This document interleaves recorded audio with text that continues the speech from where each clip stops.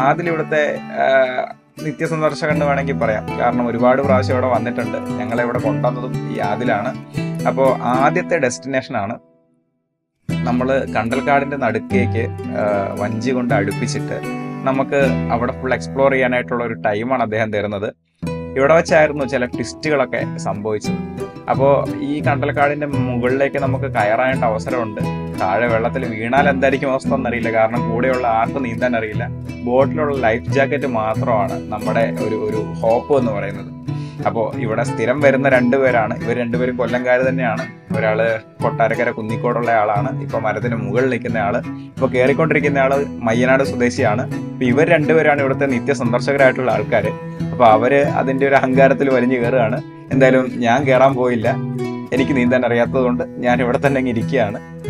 Okay, അപ്പോൾ എൻ്റെ കൂടെ എൻ്റെ നാട്ടിൽ നിന്നുള്ള ഒരു സുഹൃത്തു കൂടിയുണ്ട്. അപ്പോൾ അവനും